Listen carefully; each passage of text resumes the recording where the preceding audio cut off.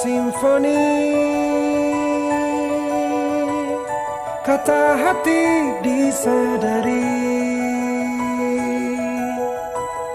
merasuk sukma kalbuku.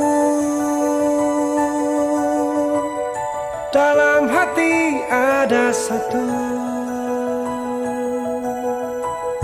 manis lembut bisikanmu, merdu lirik suaramu, bagai pelita hidupku, berkilauan bintang malam, semilir angin pun sejuk, seakan hidup mendatang. Ya, Bu, sebelum Ibu melaksanakan proses pembelajaran, saya mau nanya dulu pada Ibu, boleh ya Bu ya? Nah, setelah Ibu menyusunkan ada nanti kita sebut di dalam pembelajaran, ada nama SPP. Kalau boleh tahu Bu, apa tujuan pembelajaran dalam proses pembelajaran hari ini? Ya.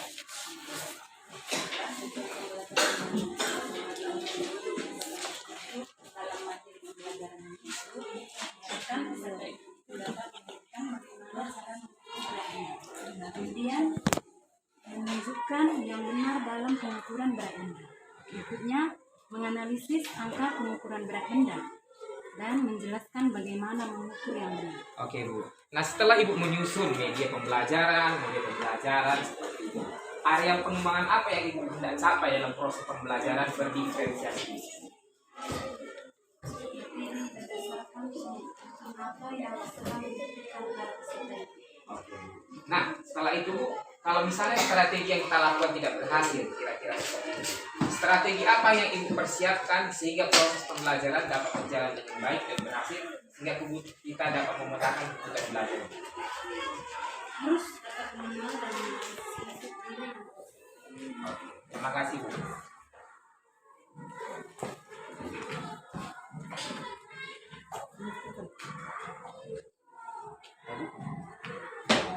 Ada juga timbangan manusia. Kalau manusia itu bisa ditimbang di mana pun. Kalau benda itu nggak bisa kita, nggak pernah kita lihat di timbangan badan itu kan. Oke, coba lihat di halaman 113 itu. 133. Oke. Di situ ada berapa itu? Ada 3 gambar timbangan. Pernah kalian lihat semua itu? Yang mana nggak pernah kalian lihat? Tunjukkan.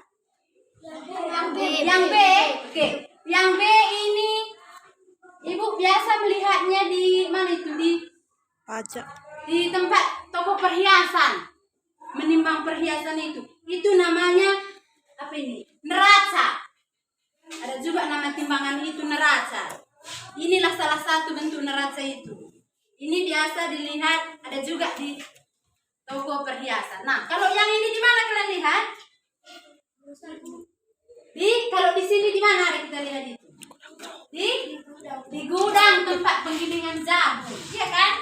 Kan nggak mungkin kita taruh di sini jagung itu yang satu ruang besar ini, iya kan? Nggak kan? Di sini ditimbangnya baru dapat. Kalau di sini, gimana bisa timbangannya? Hancur, iya kan? Hancur. Kalau di sini, ya nggak mungkin juga lah. Ini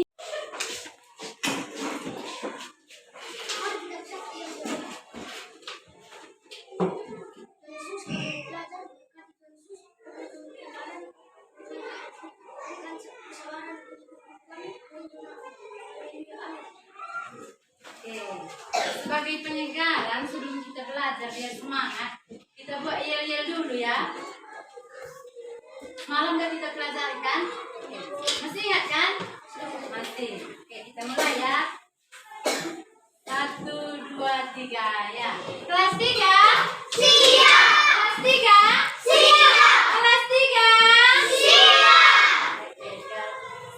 Kelas 3 apa kabarnya? Siapkah kalian untuk belajar? Siap! Belajar dengan sesama siswa kelas 3 semuanya. Hebat!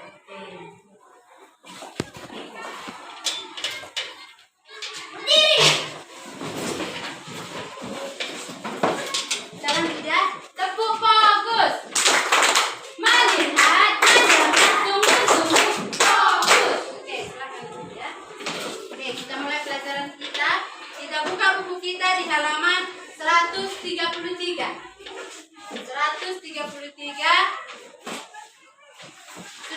kembali anakku. Di pembelajaran 5. Di pembelajaran 5 yaitu mengukur berat benda.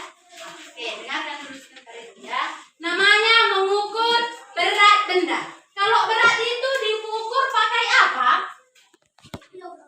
Oh, pakai kilogram atau timbangan. Kilogram itu satuan yang biasa dipakai dalam mengukur berat benda. Oke, di sini kita nggak punya apa ya, nggak punya timbangan itu juga. Tapi udah sering kita melihat timbangan kan? Timbangan itu jenisnya banyak.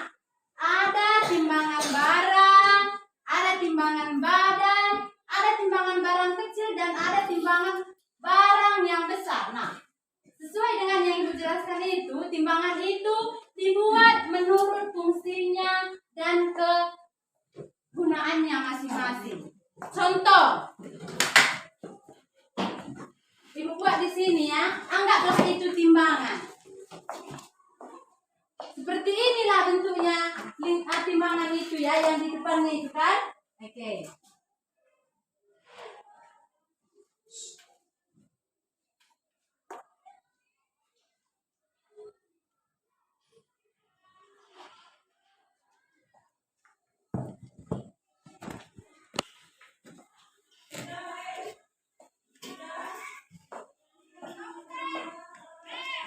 Oke. Kita anggap ini timbangannya ya, sampai di sini dulu kita buat.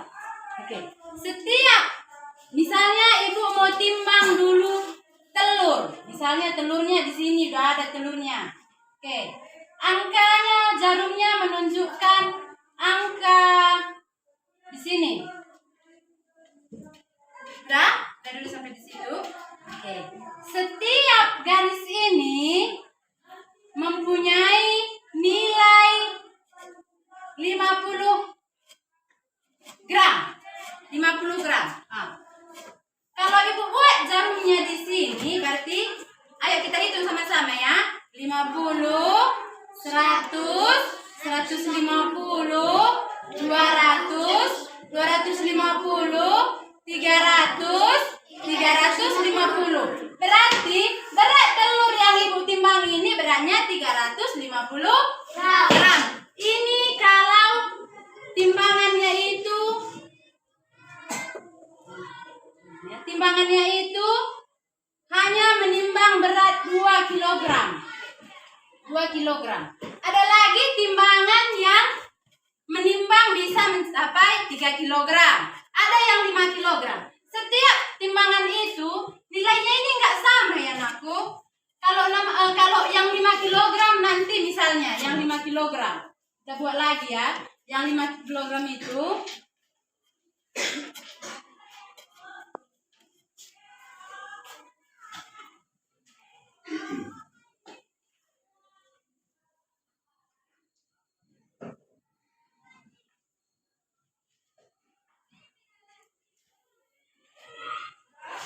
ini nilainya bukan 50. Bukan 50 ya.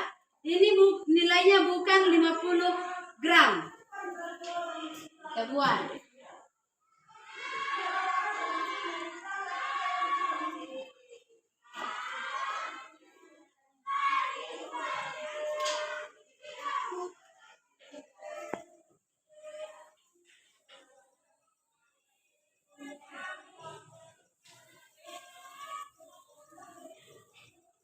Proses pembelajaran yang cukup baik.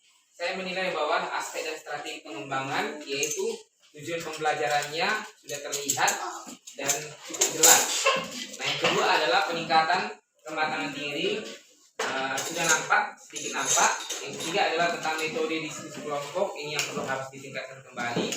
Yang keempat adalah bagaimana menetapkan keberhasilan siswa atau pengelolaan kelas. Ibu harus belajar kembali ya, seperti itu. Nah, yang mau saya tanyakan adalah kepada Ibu, gimana perasaan Ibu setelah melakukan proses belajar ini? Gugup atau gimana? Apa refleksi Ibu setelah melakukan proses pembelajaran ini? Halaman 1. Saya merasa gugup, tapi saya puas karena karena melihat semangat siswa dalam belajar itu ada. Jadi saya juga merasa puas melihat antusiasnya dalam belajar. Oke, ya, oke, baik. Nah, dalam proses pembelajaran yang Ibu lakukan tentunya ini adalah kita berupaya proses pembelajaran berdiferensiasi kira-kira seperti itu. Ada nggak hambatan-hambatan dalam proses pembelajaran atau hambatan sebelum Ibu melakukan proses pembelajaran atau dalam penyusunan RTP seperti itu? Hambatannya dalam hambatannya itu hanya di dalam ini ada kurangnya media pembelajaran yang bisa dipertunjukkan. Ada lagi Bu? Selain itu? Oke, baik. Kalau hambatan, tantangan Ibu dalam proses pembelajaran apa kira-kira yang Ibu lihat, yang Ibu rasakan lah sampai saat ini setelah Ibu melakukan proses pembelajaran? Itu dalam menganalisis proses kebutuhan siswa dengan profil dan minat serta bakat siswa. Oke, baik Bu. Baik, sebagai guru yang baik kita harus melihat profil, minat dan bakat siswa. Kita harus memetakan seperti itu. Kesiapan belajarnya, gimana kebutuhan belajarnya, gimana yang minat belajarnya dan lain sebagainya. Nah, untuk itu Bu, apa rencana tindak lanjut yang Ibu akan lakukan setelah proses pembelajaran ini agar proses pembelajaran berdiferensiasi ini dapat berjalan dengan baik dan tentunya berhasil dan mementingkan kebutuhan siswa tentunya? Dengan memberikan mereka angket dan kerjakan, kemudian kembalikan lagi sama siswa. Dari angket yang kita kembalikan kepada siswa agar mereka bisa mengembangkan potensi mereka dengan lebih luas dan luas. Terima kasih Bu atas proses pembelajaran yang baik. Semoga kita dapat melaksanakan tugas dengan baik. Terima kasih Bu.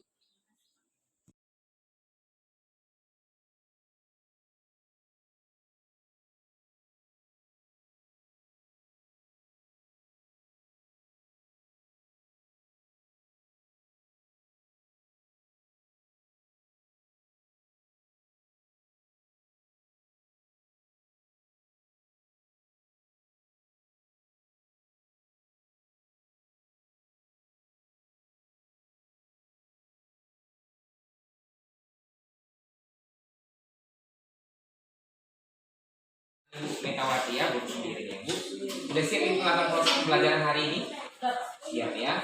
Sebelum kita melakukan proses pembelajaran tentunya Ibu sudah menyusun yang namanya rencana pembelajaran ya. Kalau boleh tahu Bu, yang semalam tentunya hari ini Bu siapkan proses pembelajaran. Kira-kira tujuan pembelajaran apa yang sudah Ibu rumuskan dalam proses pembelajaran hari ini? Tujuan pembelajaran hari ini peserta didik dapat menyebutkan bagaimana cara merawat tanaman. Peserta didik menunjukkan sikap dan cara bagaimana juga merawat tanaman. Peserta didik dapat menjelaskan merawat tanaman di sekitar lingkungan.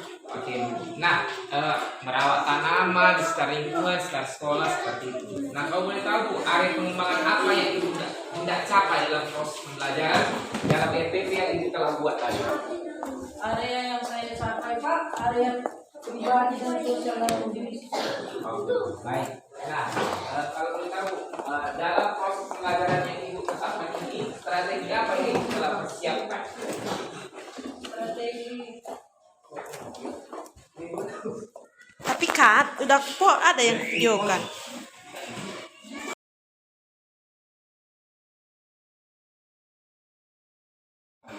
Area pengembangan apa yang Ibu capai dalam proses pembelajaran ini? area pengembangan saya Pak, pribadi dan sosial dalam diri siswa. Oke, terima kasih ya. Pribadi dan Sosial dan nah, strategi apa yang Ibu sudah persiapkan jauh sebelum melakukan proses pembelajaran ini? strategi yang saya persiapkan materi berdasarkan AKPD atau kebutuhan apa yang sedang dibutuhkan peserta didik. Terima kasih Bu. Besok kita melakukan proses pembelajaran. Ya, oke. Silakan Bu. Baru Pak.